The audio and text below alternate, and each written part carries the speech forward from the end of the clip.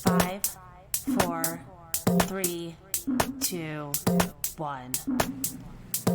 It's time to count down reality TV's most talked about moments with Amanda Bella. Hello, everybody. Welcome back to a very special episode of Bella Talks TV, coming to you from this beautiful remote location in Costa Rica. I am sticking with my 2025 goals here, and my number one goal is going to be to just always podcast no matter where I am, no matter what I have going on, and keeping with this consistency, because I have to laugh to myself thinking in 2025 we were going to be traveling less, slowing down to smell the roses, when it really seems like we're actually ramping up to have a busier and even more robust schedule than ever in 2025.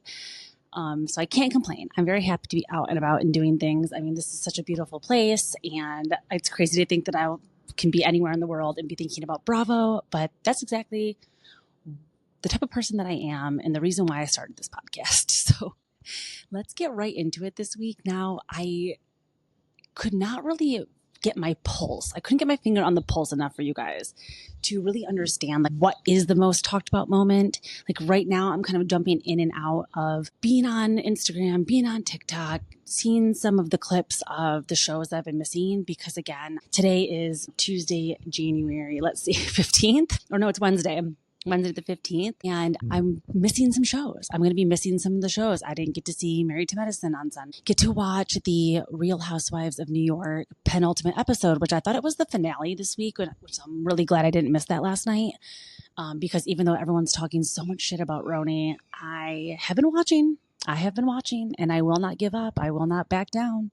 So I'm suffering through it. And if I have to do it and talk about it, then everyone else should. So I, practice what I preach. I watch all of the shows. I'm not trying to be, too good for some of the Housewives, some of our Bravo programming. I'm going to get into all of it today. So even though I haven't seen some of the latest episodes, let me just kind of go through some of what the rumors and what the online fodder sounds like. And then also, I'm just curious what you guys are thinking about some of this stuff, because this is just not your typical week, like in the news. It just isn't. We have a lot of off-screen drama. We have a lot of rumors and a lot of unconfirmed things. So a lot of the things that we're talking about this week are just not our norm moments that we're here to recap and go over on the podcast. So I'm not really going to do a top 5 OMG LOL this week. We will return to our true form next week when I'm back in the US.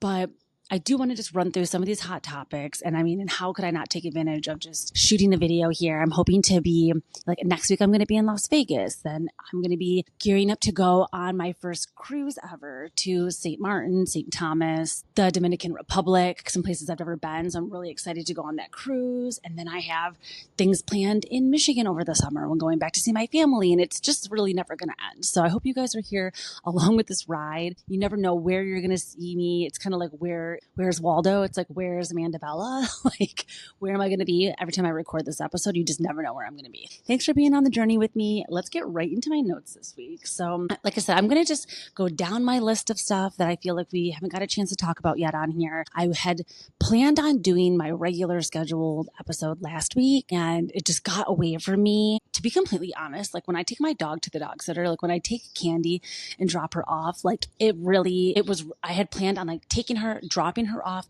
coming back, like recording an episode before we left, but I just couldn't bring myself to do it. Like I get so sad and depressed when I drop her off at the dog sitter. I get so scared that she's going to think that I've like given her up. She's going to think that I'm never coming back. And I just was too depressed to record an episode before I left. So another reason why this is a little bit of a jumbled mess, but again, thank you guys for being here. And if you are following me on Instagram, which if you're not, what are you doing? Please go follow me at Bella Talks TV. Again, I'm still on TikTok for these next 4 days until we find out if this ban is actually going to happen. I have been holding myself back and creating a lot of content there and just saving my energy for other stuff, just to see if it is going to go away, if it is going to become irrelevant. So we have to wait and see.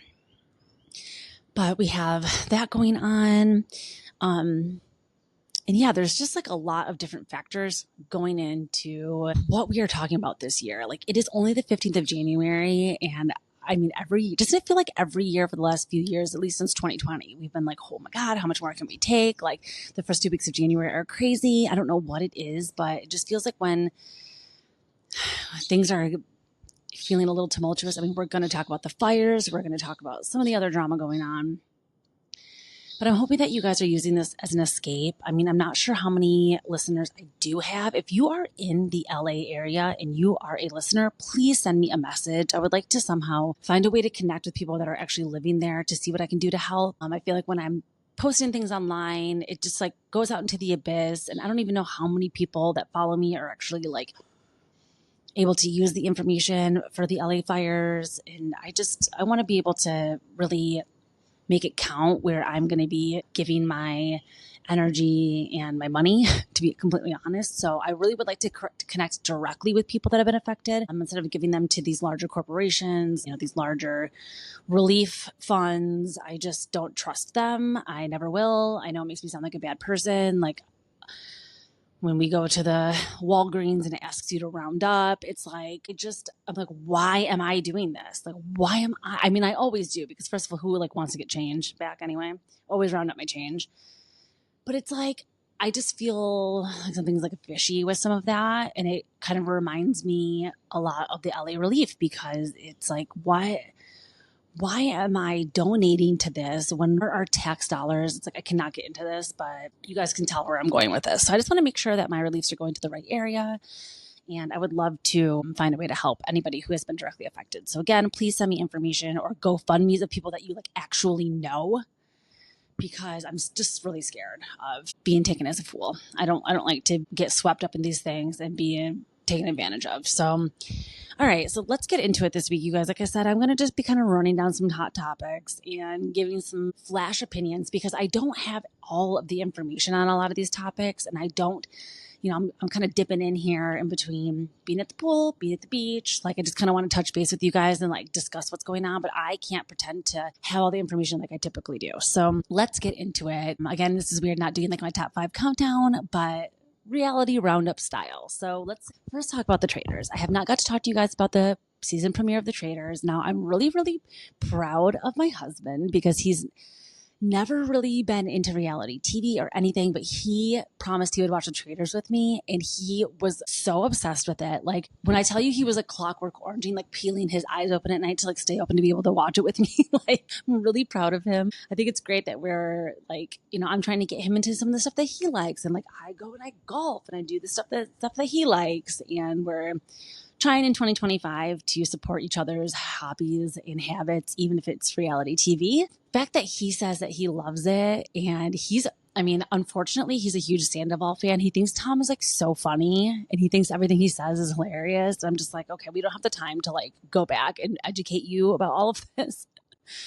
But his favorites so far are Tom. He loves Bob the Drag Queen. He thinks he's hilarious. He's really into Boston Rob. I don't know if it's just like an East Coast bro thing, but he's like, oh yeah, Rob, that's my guy. Who else does he like? I think he likes Danielle, Traitor Danielle. I think he does like the game that she's playing. He loves Dorinda, and he was so depressed that she was voted first off. Like, what were they thinking? I think that I really do think the gamers think just what would be good for the game. Like, they're not thinking about what the fans want. They're not thinking about what would make good TV. Like, they really got her out as a good move as the Traitors to cause chaos and confusion, to get everybody in the house like worked up, to get people pointing fingers, to get people being upset and getting angry at everybody. Like, it worked. It was a great first murder to get this show off and like off to the races, because we weren't really sure what was going to happen this season with Dorinda on there. I mean, there's been some BTS that has now been revealed, which has been really great, but it doesn't seem like they can drink there as much. Now it seems like they do have a 2-drink limit, and apparently it's only beer or wine.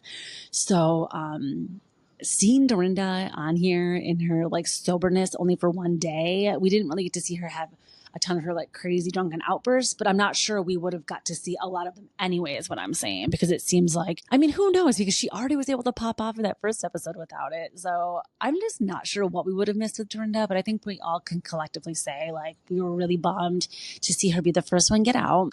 And then went Chanel Ayan, and I think that they should have kept Chanel. I actually think that she was a good pawn to keep into the game, because nobody thought she was a traitor. Like, she just would have been good to use in different situations, maybe different alliances, different things to like in the games. Like I think Chanel should have stayed around for a little bit longer, even though I'm not as big of a fan of her lately because for whatever reason, she decided to cling to Jennifer Aiden and Teresa as like her housewives in the US that she was going to really bond with and start hanging out with a lot. And I just am really disappointed by that choice. I don't know what she sees in them. And she's just very confused, I think. I don't think she realizes sometimes like, it's like, okay, yeah, just because you are the biggest or OG or like kind of like biggest names that you've been on for a while doesn't mean you're like a great person to like hitch the wagon to. So I don't know. I think she just knew Teresa was like a big deal. And she was like, okay, if I stick with Teresa, like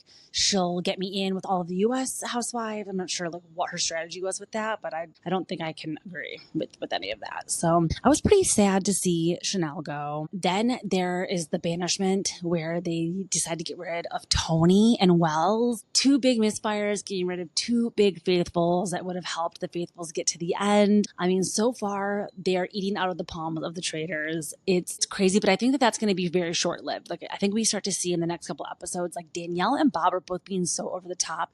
People are onto them. Jeremy's throw their names out.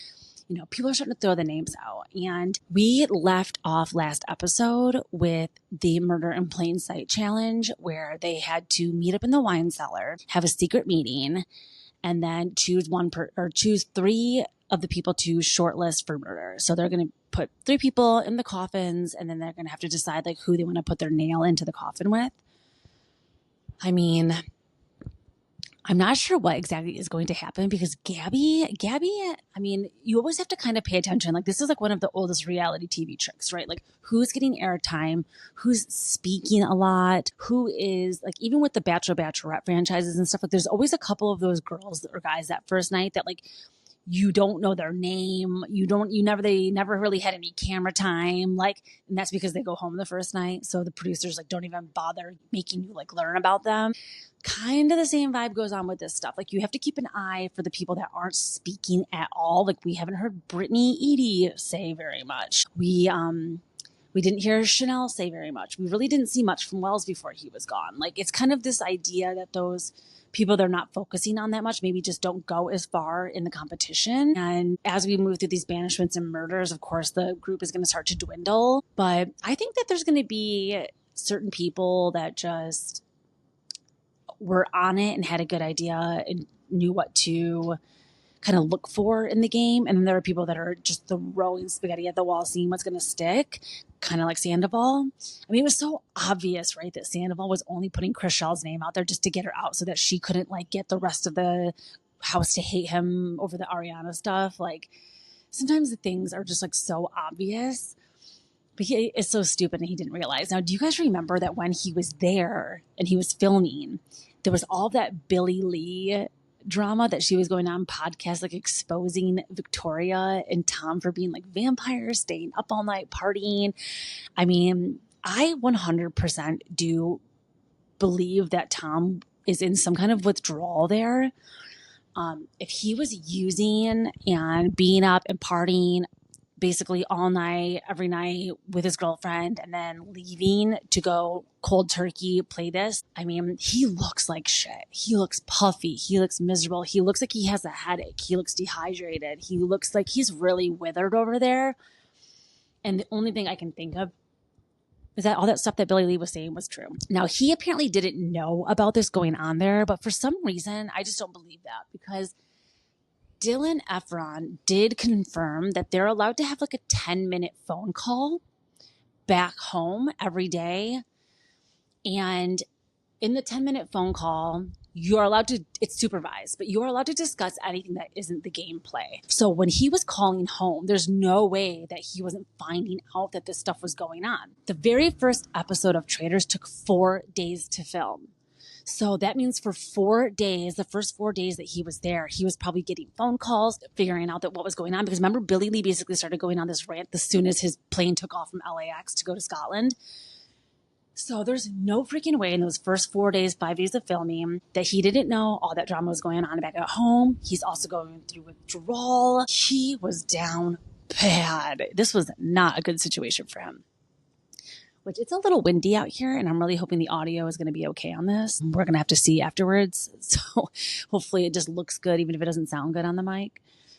But yeah, Traitors just really has me worked up. Like, I don't think Tom's going to be there that much longer. Everyone's like, oh, watch him win. No, I actually predict Tom getting out quite soon. Maybe not the next episode, but maybe the one after. I don't think that, unless he really starts to like getting misfires and getting shots and really helping out the Traitors a lot. Because of course, you guys know the Traitors want to keep in faithfuls that are like wrong and loud, because it helps them cover their tracks, and it helps keeping everybody looking at people that are not the people they should be looking at. Unless Tom really starts to get into like a lot of drama, I just don't think that he's going to be there that much longer. Some of my predictions for people that do really well, I mean, unfortunately, Robin, I'm sorry. There's nothing that you guys, even if she's the last standing housewife, it's not going to get me to like her. I just don't like her. I don't like the way that she played Housewives, and I actually don't like the way that she's playing Traitors either. I think that she is wrong a lot, right? Like, she hasn't put a lot of names out. She hasn't been correct about a lot of things. She hasn't been able to like sniff anybody out. So unclear why people are like standing her so much. Very unclear. So I think that's just because, yeah, they're just trying to like keep the housewives in there. I'm a little bit more into Dolores, but again, they're not showing Dolores very much in these first couple of episodes. She's not getting a bunch of confessionals. I just don't foresee her being there that much longer. I think Robin will outlast Dolo, and then potentially just be to go on for a little bit longer in this group of faithfuls. I predict, let's see, who else was there? I definitely do predict, I predict Bob getting exposed as a traitor before Danielle. I predict Carolyn being the last standing original traitor. Rob also being there with her at the end. I see them kind of helping each other get to the end. Whatever that looks like. Again, these are just like totally random predictions. Ivar, I think he's going to be out soon because again, like he hasn't had like any confessionals. He hasn't really been involved in like any of the conversation. I think he's going to be gone soon. Yeah, I think Gabby's going to do well. Nikki Bella, that's another one. She's going to be gone soon, I think. Like, they're just not, you can just tell that they don't have that main character energy and they're not focusing on them too much. So those are just some of my haphazard predictions for Traitors. Now, a little bit of some extra Traitors drama we have to get into, which kind of leads me into my next story. Being like, literally, there are birds up in this tree. Like, unclear what's happening. I hope that they don't attack me. This is why I wanted to film out here, because it's just like so random and particular to where I am. So, okay, so the next story I have to get into is Lindsay versus Dorinda. So there were rumors back at the beginning of this show, when everything was being cast and everybody was getting ready. Now, again, remember, they don't leak who's in the cast until they leave for filming. And this is all to be able to keep them from understanding or being able to like reach out to each other. They don't even want people to be like, oh, Carolyn is on Traitors. So think you're going to be on Traitors, right? And you get the cast list, and then you start going and watching all of Boston Rob stuff, all of Carol. Like, you start to like do research. Like, they didn't want the cast members to be able to go and like review each other's bodies of work too much. They kind of wanted them to have just a blind eye coming in, so that they don't know their person's behavior. They don't know that person's history so much, unless it's just being told between the group. So I think that they had a lot to do with it. Now, when they released the original group or whatever, that Lindsay was going to be going to Scotland to be on Traitors. At the time, she was pregnant. But producers didn't know. Lindsay announced that, or Lindsay found out that she was pregnant, I believe she said in March. And I can't recall when they did release the official, or when they went to go film. I mean, I guess I could look now. When did Traitors season 3 film? So the Traitors was announced on February 7th. No, that's not true. Is it? Okay, as you can tell, it's confusing. There's a lot of different dates online. It's a little bit confusing. So anyways, I don't believe at the time that she was cast that she knew she was pregnant. I do believe that she then finds out that she's pregnant in the time from when she was cast to the time that they were to leave for Scotland. So somewhere in those 8, and I believe in like about 8-week period, she finds out that she's pregnant. She said she was 5 weeks along when she found out she was pregnant. So she's 5 weeks along. She finds out she's pregnant, and then she has full intentions on going to Scotland and performing and playing this game. Now, the controversy is that this is really not a game for pregnant women. It's physical challenges. It's high stress. It's just like not the place for someone to be pregnant. And I think that that's a totally valid and fair. It's not to say, oh, because you're pregnant, you can't like go grocery shopping, or because you're pregnant, you can't like, it's like, this is a very specific thing that you should not be doing when you're pregnant. And that's like, okay to say. Pregnant women are very capable of doing many things. I don't think competing in physical challenges is one of them. So I think that, you know, it was right for it to be exposed that Lindsay was indeed pregnant and planning to do this show. I just think that that is like weird and wrong that she would prioritize being a reality TV star over like the health and well-being of her baby, unborn baby, which again, she has allegedly suffered a miscarriage previously. So if you've already gone, which I'm sorry, you guys, like I have alternate theories on that, and I'm not going to get into them today, but like I'm not 100% sure that I believe that anyway. There's just certain behavior traits, and I'm sorry, this is like a safe space. If you guys know, I don't think that any of you are surprised to hear me talking about this about Lindsay. I mean, again, I said my New Year's resolution was going to be to not talk about her and her baby, but here we are because her and her mouth got her back into the news this week. So it wasn't like I went searching for this. But she pretty much says that Dorinda was the one that exposed the fact that she was pregnant. She had been drunk at a party, telling people at Margaret Joseph's party, telling people that she was pregnant and that she had suffered a miscarriage. You know, obviously, Dorinda talking about her body in any way like this is really not okay. I'm not condoning that. But I do think that her intention was in the right place of like to call her out and be like, okay, what are you doing? Basically, why are you even considering doing this? Somebody who's already gone through a pregnancy loss to be pregnant again. Like I'm going to have to just assume that it's a very scary time that you are like, okay, I would almost think I would not even leave my bed. Like you're so scared to do anything again, to cause another miscarriage and go through that trauma again. So all of it is very confusing, and it's just she's not acting the way that somebody who's had pregnancy loss before should act, not to be like that, but she's just not acting that way. And maybe it's defense mechanism. Maybe it's some kind of like coping thing that some kind of wall she's put up. But I just don't see that, how that could be. I just don't see it like that. I think that she was like, okay, I can go, I can perform. Nobody will ever know. I can go do this show. And by the time I come back to the US, like I'll just continue to do it. She was probably thinking about a paycheck. She was thinking about continuing to stay relevant. She was thinking about how she's probably not going to be on Summer House that much longer. I mean, she only has so many ways to continue to let her 15 minutes of fame stretch. And before she just becomes another, you know, discarded reality TV star. So I don't blame her for like gripping onto her last couple of seconds, but to put the risk of the child at hand, I mean, it's just not something that I am going to be able to say that I agree with. So I think Dorinda, although not great, I think that obviously, like, how did Dorinda know that Lindsay was pregnant? I think Lindsay must have told her, right? Like, how would Dorinda know? Like, somebody must have told her. So I need more information about how Dorinda found out that she was pregnant. If Lindsay was going to her and telling her this before they left, I'm just not sure like how this all went down. And we need a little bit more information before we fully point fingers. I think they're both kind of wrong for this, I guess is what I'm trying to say. I don't think Dorinda should have called it out or made it her business, but I also think that she potentially like saved a life. I'm kind of like, okay, good job, Dorinda. Sometimes we don't know what's best for us and we do need a mother figure or somebody to step in and be like, hey, this is like not a good idea. Lindsay, I don't think has a lot of guidance like that. Doesn't seem like she honestly has a lot of friends. Just saying that. I even was thinking about how she even filmed this past season. She actually completely just pulled a Lala move where, remember when Lala went on Watch What Happens Live and she's like, yeah, we're not really friends. Like none of us speak off camera. Like there's not really much story to tell. And then all of a sudden Vanderpump Rules got canceled. Lindsay just did the same thing on Amanda Hirsch's Not Skinny But Not Fat podcast. She pretty much was like, yeah, because Amanda asks her, well, Lindsay, like, do you see a world where maybe you're just a friend of the Summer House and not a full-time cast member? And Lindsay herself says, well, like, who would I be a friend of? So she's right. She's not even friends with any of these people. So therefore, why is she in this house anymore? I just am so over her.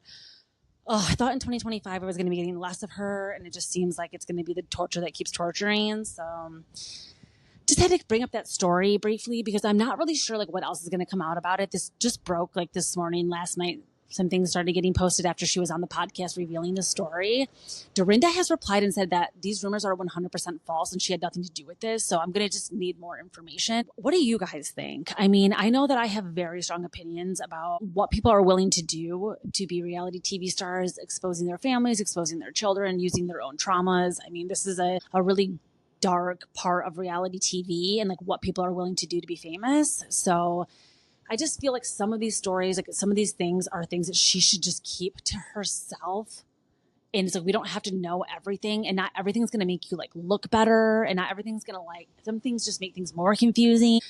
So one thing that we love about both Lindsay and Dorinda is that they don't really think before they speak, but like when you get two people going back and forth that are like that, like they're so much alike. And again, I just always have to say this. I think I'm doing like reverse manifesting where I'm like, keep Lindsay off RHONY. Keep Lindsay off RHONY. Keep Lindsay off RHONY. Keep Lindsay off RHONY. I made a joke yesterday about how maybe they should bring Dorinda to RHONY and Lindsay, and they've already got this like pre-baked feud going on. But I'm kidding. I don't think that they could ever film a TV show together. Like, who would be the other cast members? Like Paige and Dorinda hanging out having martinis? No, I just don't think that these are really going to like cross over like that. I am scared that Lindsay's going to end up on RHONY. I think that like, I can't win every battle, you guys. I got Crystal off of Real Houses of Beverly Hills. I felt really good about that one. That was one small battle that I won. But in return, you know, we're getting Dorit. Dorit was somebody that I like stuck up for so hard and went hard for in the paint. And we are getting her to be like the queen of the season, which is great. There's just certain people that I'm like, oh, I can't really fuck with them. And she's one of them. So that whole situation, I just am not sure what I really think. I'm not really like team Lindsay or Dorinda yet. I'm team like they're both unhinged blondes. And I don't think we need either of them really to be on Bravo anymore. I think there's a reason. I think they should both just stay on pause. And I hope that they take note. Now, the only thing I will say is that if Lindsay does become capable of talking about her baby daddy, she does call him her boyfriend. So I guess it is her boyfriend. I wasn't sure if they were like together. I think that she's confirmed that they are dating. They don't live together. Amanda asks her in this podcast episode, like, if you and homeboy don't end up together, like you're ready to single mom it. And Lindsay's like, yeah, which is pretty obvious. I think that Lindsay was kind of looking at him a little bit. You know, I think Lindsay's kind of looked at all the men that she's dated as like potential just being a sperm donor. Like she's just really wanted to have a baby this whole time and wasn't really working on having good relationships. So that's a little bit scary to me because bringing a child into the world like that, like I don't know. I'm not really, it's really weird. I had posted this clip of Angelina from Jersey Shore discussing how Lala Kent has inspired her to also consider the route of being a solo single mother by choice, getting a sperm donor, raising the kid on its own. You know, of course people are like, well, what's worse? Like having a baby daddy that is a deadbeat dad? Like, of course that's so much worse than like not having a dad at all. It's like it's not like really made out of rejection. It's not like you have a father that rejected you. It's just this is going to be something that we're really watching develop in real time. Like we're living in a time now where women can just go out and have a child on their own without ever having any physical or emotional relationship with a man. So I'm just really unsure how this is all going to shake out and like we're going to have to wait to see what it's like for these kids to get old enough to be able to speak for themselves and speak on whether or not this has affected them.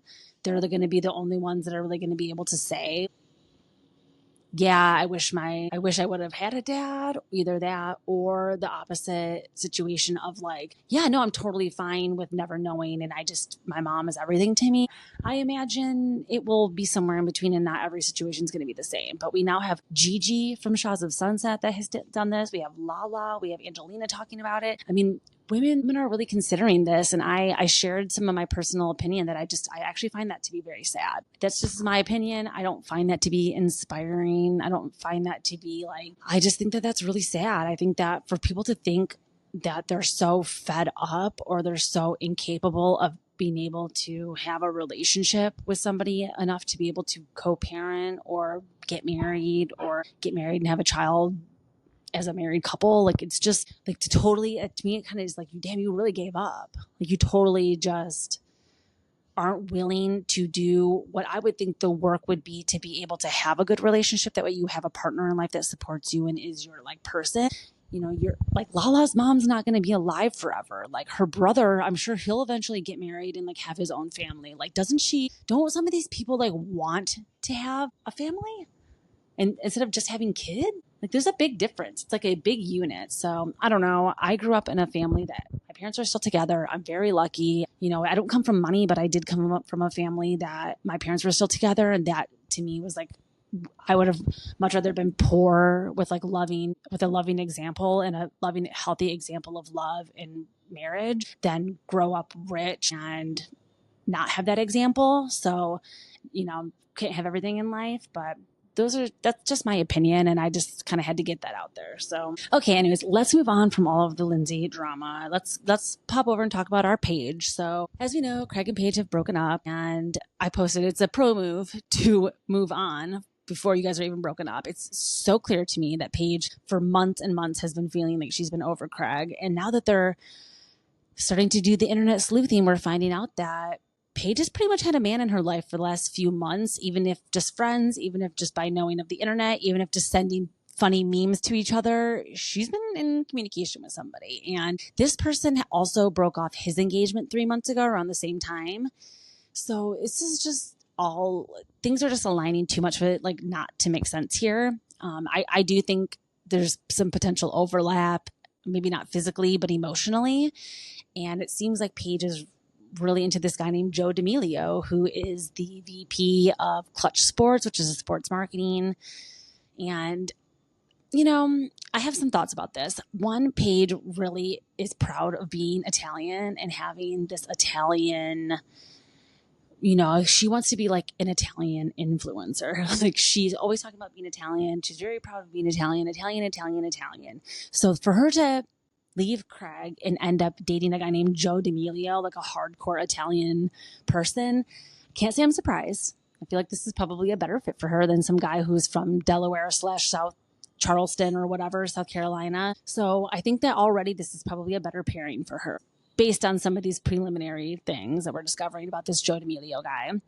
Now, one thing about him is that this man was engaged, and his ex, according to TikTok, I mean, she kind of looks like a hotter version of Paige to me. And I'm going to give Paige some credit here. Like, she's not filled with Botox. She's not filled with filler. She hasn't had a bunch of plastic surgery. She doesn't have a bunch of hair extensions. Like, she is a little bit more of a natural girly. And the funny thing is that a couple of months ago on Giggly Squad, she was hardcore debating getting a boob job. And she even talks about this on the most recent episode too of Giggly Squad, where she's like, yeah, I ultimately decided not to do it. But I think around the time that episode came out was probably around the time that she started getting into this guy, discovering this guy. And at the time he was engaged, or maybe just called off his engagement. Unclear. We don't have all of the timeline yet. But she kind of looks like Paige, Joe D'Amelio's ex-fiance, kind of looks like Paige if Paige had gone the route of getting filler and Botox and plastic surgery. She's like I don't want to say a hotter version, but just like a more like plastic version. And so I'm wondering if at the time Paige was feeling insecure about that and feeling like she needed to like alter herself to be like attractive to this guy. I mean, women, we do think these crazy things and we do crazy stuff to get men's attention. I just can't help but think that Paige had her eye on this guy and maybe was like waiting for him to become single, or maybe did she know who he was before? Did Joe call off the engagement and then did he reach out to Paige? Did he start to like slide into her DMs and be like, hey, if you ever are single, like, let me know? Because apparently he had slid into Teresa's DMs when she had broken off her marriage from Juicy Joe. And okay, if this guy is just going after like Italian girls, like Italian women on TV, Italian Italians in reality TV. Something is fishy going on with this Joe guy. Like, he sounds like an opportunist, right? Like, who goes from like going after Teresa to going after Paige? Like, it's too close for home. Like, those people have way too much in common for it to be a coincidence that is just his type. I mean, how old is this guy? Where is he really like Teresa's age? I think he's only like 36 or something. So is he into like older women? Was he just trying to like get his name out there in the reality TV world because he wants to be like one of these guys? Does he want to be on fucking Summer House? Like, I don't know, but I'm seeing a billion red flags with this guy. I think she's going to plow right through them because, again, there were a billion red flags with Craig, and she still pursued that. So I don't know. I already don't like this guy. If you can't tell, I already just feel like something fishy is going on here. And I think that was so insane that she went out with him so soon after the breakup. Like, truly a 11-day period between the breakup and going out in public. Like, that's disgraceful to me. If Craig was already out with a new girl, he would be getting eaten alive. And this is, of course, the double standards with men and women and all these problems that we face in our society. But I mean, what do you guys think? Are you here for all of this? Or I actually am feeling very sympathetic towards Craig now. Like, I don't know. I'm feeling a little bad for Craig. So, okay, moving on from Paige, Lindsay, the Summer House drama. Let's touch base over in LA again. The fires have been absolutely devastating. The fact that they were man-made and we don't really have a ton of information on why this is happening. And there are tons of conspiracy theories, from them wanting to burn LA down to make all new construction and make it like a smart city. And because the Olympics are going to be there in the 2028, and there's all of these things about the underground bunkers that are there and the underground highways and the secret Starbucks. And if you guys don't know what I'm talking about, go use the last 4 days of TikTok to educate yourself on all of these conspiracy theories before it's gone, because I do think that that's like a major reason why the TikTok ban is happening, is because they are trying to keep all this information out of our hands. And I mean, look what happened with Luigi. Like, they see now that they can't just tell us news anymore, that we're going to always come up with like our own opinions based on our own research, which is what the media hates. So Spencer and Heidi's house burning down has been just like that millennial pop culture. Like, Spidey was everything to me. And I, again, just like kind of going back to the crystal thing and about being right about Dory, and just this idea, like, I just love when I pick like the right side of history. And I was always a Spidey girl back in 2005. I was into Kristen. I was a K-Cav girl. I was totally into Kristen Cavallari. Even when she was married to Jay Cutler, I was always watching Barry Cavallari. Like, I just was always a Kristen fan. Now, Kristen, which is so crazy, right? Because Kristen has hooked up with Craig. So I love how I tried to like change the subject, and really I'm still talking about the same circle of friends I was just talking about, because all roads lead back. So Kristen supposedly hooked up with Craig. Everybody thought that she was hooking up with Austin, but she was actually hooking up with Craig.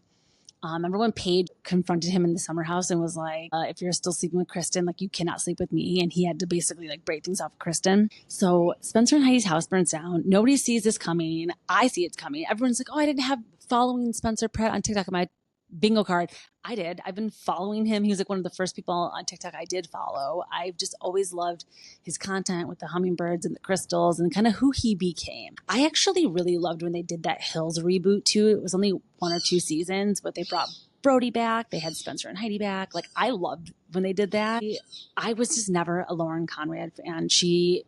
I hate like basic, boring white girls. I hate Stassi. I hate Lauren Conrad. I hate Taylor Swift. I don't like Lindsay. I don't like any of these girls that are just like, I just don't like those types of girls. Those are just not my cup of tea. I was never an LC girly. I just always thought she was so freaking basic and so boring and just such a little crybaby, and was never into her. And it seems like as of even now, she's like one of the only people from the original. Like, we have Whitney Port. We had all of the other people that were from the Hills and from Laguna Beach, like, supporting Spencer and Heidi. But of course, crickets from Lauren Conrad, like, ridiculous. So basically the story is that Spencer and Heidi's house burned down. They were one of the first celebrities to lose their home in the Pacific Palisades fire. And the crazy part about this is, like, yes, I have a double edged feeling about this. Like it's hard to decide really where I feel, because of course I don't think that we should be focusing on just the celebrities in this situation. There are so many people that have lost their homes that weren't celebrities that need, help. But I do think that still these celebrities that lost their homes, that had their fire insurance canceled and dropped from State Farm, they too don't necessarily have the money to rebuild. So I actually do think my empathy and sympathy go out to anybody, celebrity or not, that has lost anything during the fire. So I don't want to say that celebrities are more important, they deserve more help or more attention. It's not like that. I think they all deserve to have somebody come in and help them. Now, I think it's okay to say that they're just not who they used to be, right? Spencer and Heidi, they have been very vocal about the fact that they were riding high. They were on top of the world. They were the number one most talked about reality TV stars back in the aughts. And they had a real fall from grace. Luckily, I think they were able to kind of purchase their home, and in ways of doing that, at least not be homeless, right? When they lost all their opportunities, they weren't on TV anymore. I mean, Heidi desperately started to try to become a pop star, and she's still trying to do that today. And I kind of admire that. It's clear that she does it because she truly loves it, because I don't think up until this week they had ever made $1 doing it before. But she does it just like how I do this podcast, right? Followers or no followers, subscribers or no subscribers, never made $1 from it. I'm still going to continue to do it every single week. And I think that that's how Heidi is with her pop career. But the good news is that throughout all of these efforts of them losing their home and becoming so exposed and having so many people find out about their loss, they've actually been able to get Heidi's pop album from 15 years ago to be number 1 on the iTunes chart again this week. And I'm really happy for them. I am. I really feel like, this isn't the means by which I'm sure she wanted to reach number 1. I'm sure she would want to reach number 1 out of people genuinely liking her music and wanting to support her career. But that's okay. Sometimes we get to the ends and that's okay, how we justify the means. I think that it's okay that people are only streaming their song because their house burned down and they want them to be able to make the money back and get some revenue, and they feel bad. And I mean, they've been entertaining us for almost 2 decades now. So I think that it's the least we can do is be streaming Heidi's album. I'm a little bit sick of hearing it already. I think I'm a little burnt out on it already, but I'm going to continue to listen and stream because I do want to support them. And the songs are kind of bangers. They were ahead of their time. Back in 2000, whatever, when they got released, it wasn't so great. But now in the year of our Lord 2025, I mean, these songs are banging. So make sure that you guys are all streaming Heidi's records and just helping them rebuild. And also just make sure that you're being open to hearing stories from people, no matter who they are, what they lost, where they came from. I'm working on that myself as well. I think everybody deserves to feel traumatized by this, if they were affected by this, no matter what their status was. So thinking of everybody in LA. Now, speaking of LA, let's talk about Real Housewives of Beverly Hills quickly. Last night, there was a new episode that I didn't get to watch, but I kind of got the gist of what happened. And the biggest fight, going on right now, which is crazy, kind of reminds me of Puppygate, because Beverly Hills loves to do this. They love to have no storyline, but just have one little random stupid story that ends up making an entire season. And this time it's going to be whether or not Kyle and PK have a texting relationship. And this is becoming all of the drama, all of the center of the fights for the season. And it was kind of exposed last night on last night's episode when Kyle decides to show Sutton and Garcelle and Erica, which I think is so insane. There's 2 good things about this. One, Bose and Dorit were obviously not there in the moment that she chose to show this, which I think is so stupid. Just show it in front of everybody, because like they said, you're just going to show it to your girlfriends. They're going to be like, oh yeah, it wasn't that bad. Erica goes on to tell Dorit oh, I read the text message and it wasn't really that bad, which is a bold-faced lie. It's pretty bad. The text was pretty damning, because the text goes on to say, no matter what you tell me, PK, it will be safe with me. And stuff like that. That is so inappropriate. If somebody was fucking texting my husband and telling him basically hey, it's okay to talk shit to me and I'll never tell Amanda, you're dead. You're dead. So I don't understand how Kyle can be this delusional to think that this is okay and to think that people are going to side with her. And maybe it's because she surrounded herself with delusional people her whole life that have had her back and told her that she was right. I mean, what I'm realizing is that Kyle's in her Lindsay Hubbard era, where she's not friends with any of these women. She has no one to film with. Who's she going to sit down with besides Sutton and Garcelle on this cast? I mean, she can't have all of her scenes just be with Erica.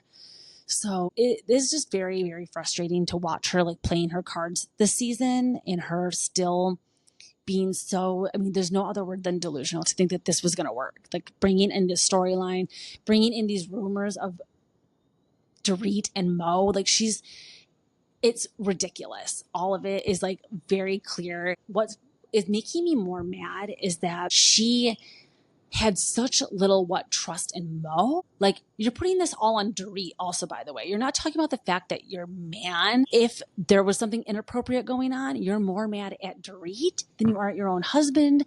She's pointing blame. She's fixated on all of the wrong parts of these stories. And she's really created quite a situation for herself over in Beverly Hills. Because, I mean, right now, she has Sutton and Garcelle kind of like willing to film with her, willing to play her little game. But you can tell even up until this episode that they're starting to get sick of it too. And you can only support somebody and have their back so much, even when you're not happy. Like no matter how much Garcelle and Sutton don't like Dorit, they can only do so much in having Kyle's back when she's bringing up totally ridiculous points too. It's like they tried. They tried to have your back. You flop, and now they're starting to distance themselves too. And I love how in this episode too, Garcelle tells Kyle, like, if you want to be a lesbian, just be a lesbian. Like, why all of this pretending and faking and like acting like it's not going on? Like, it's very, very confusing why she's playing her cards this way this season. I would say, like, she's gaslighting. She is truly gaslighting the cast, and she's projecting every single move that she is making and doing. She's actually projecting that onto Dorit, seeing that Dorit is doing it. And I'm being gaslit. Like, I'm truly being gaslit by her this season.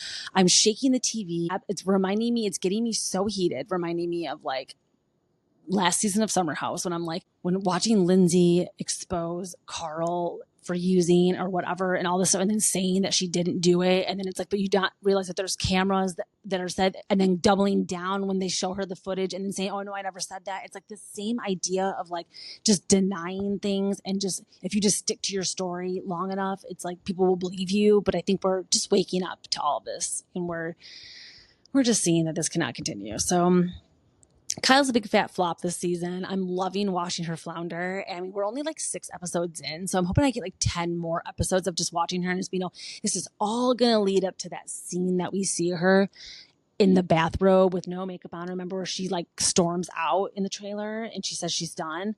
Are we going to get a Kyle Richards quitting this season? Are we going to get that?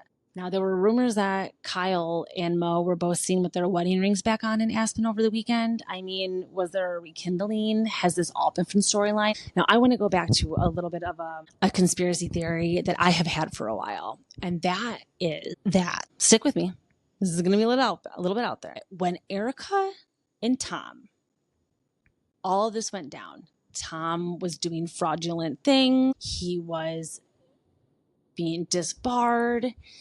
Everybody in town knew that he basically went from having this great reputation and winning all of these awards and being known as just this important fixture of LA to having this huge fall from grace, right? Like going from having the best reputation to literally the worst reputation, being disbarred, being stripped of his license, being put in a home. I mean, that's basically what happened. Now we had to watch Erica distance herself throughout this, right? Like, I didn't know he was doing this. I was just the wife. I was not involved. I don't have any of the money. I wasn't like, she really had to distance herself. She filed for divorce immediately. And everybody was like, oh, is she just doing this to hide assets? Is she doing this to protect herself in the divorce?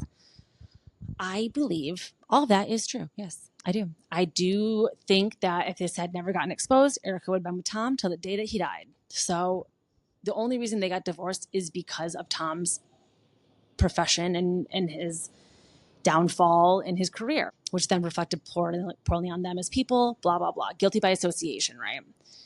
So with Kyle and Mo too, big reputation, huge company, international, worldwide, billion-dollar transactions. All of a sudden, there's stories of Mo in the press, mishandling funds, doing faulty deals. I believe there was anything from him. Don't quote me here. I got to get my girl Rhea on here because she's my real estate. She knows all the real estate stuff. But with Mo, he was doing some kind of transactions where he was potentially, I think, even like bidding on things himself, or like selling properties to himself to then resell. There was something going on where he was being investigated. I'm not sure if this has been dropped or if this is still open or what it ever led to, but there was something going on where I remember like this was a big deal. He would probably get stripped of his real estate license, the whole agency would crumble.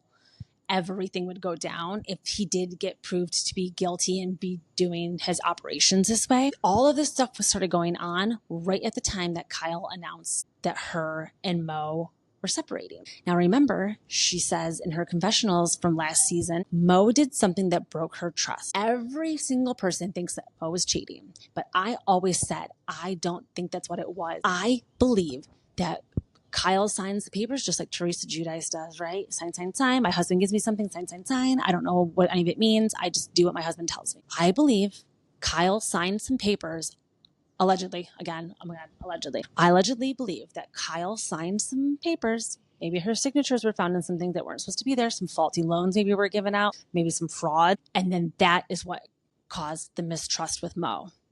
I don't think it was infidelity. I think she's using that as a front to really cover up the real reason why she separated and started to distance herself from Mo in the business and the agency and all this stuff. That's what I think is going on. Now, going back to why I think that they might be getting back together. If all of this is untrue, or if it's going away, or if he's been proven, if he's been dismissed, I don't know if these lawsuits have been dismissed against Mo. But in the case that they do get dismissed and he's found, or either that or they don't get dismissed, they go to trial and he's still not found guilty or whatever goes on, then I think Kyle will stay with him and they will get back together and they will be together. I think that they've been faking this separation to hide and fake their assets, just like how she projects all of her shit onto Dorit. I think she projected all that stuff from Erica too. I think that she was getting mad at Erica for doing this stuff when she was doing it too. I'm sorry. That's just what I believe. A little bit of an out there theory, but I do think that if Mo's name is indeed cleared and the agency goes on to continue to be the agency and nothing ever happens, they will be together. Again, I do think if Mo does get found to be guilty, something goes down, he gets his whatever license taken away, something happens, she'll leave him and they will divorce. So that's just what I have to say. It's just my little theory.